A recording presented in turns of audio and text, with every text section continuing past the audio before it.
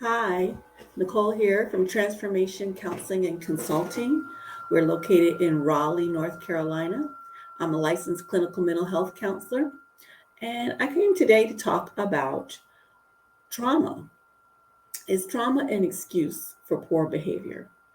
I was recently at an event with my daughter, and there was another relative there, and the person just totally ignored my daughter.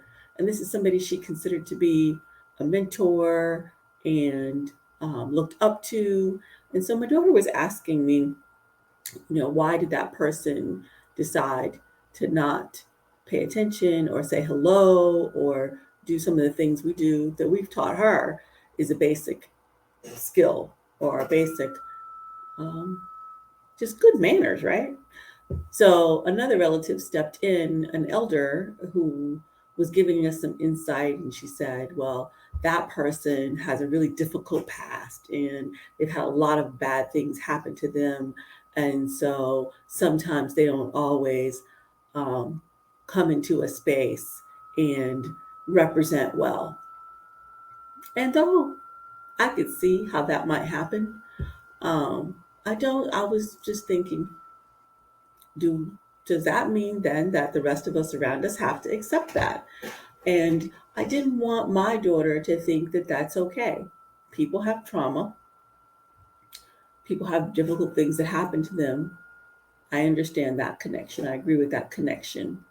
And I also get that that might cause them to react in certain environments differently. But to do basic things like paying attention to a young person who really looks up to you, or doing basic greetings and um, returning calls or text messages in a timely manner when you know that people have been reaching out to you repeatedly.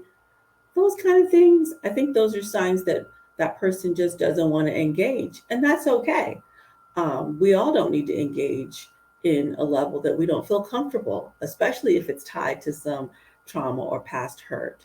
But it doesn't, I think for me, I had to explain to my child that that person is not ready for a relationship with you. And you don't have to keep extending yourself to that person. You don't have to keep showing up and keep the door open.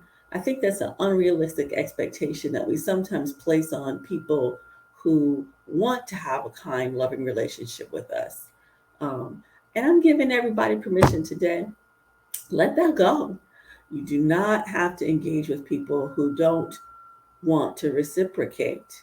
It's good to leave, maybe you do leave the door open, maybe you're open when they're finally ready to come around, but to continually exhaust yourself, to keep putting yourself out there, to put yourself in a place where you're emotionally vulnerable and you feel disconnected and unsure about yourself and your intentions, I'll have to say, I'm going to have to agree with some of the elders in my family and say, nah, I'm not signing up for it.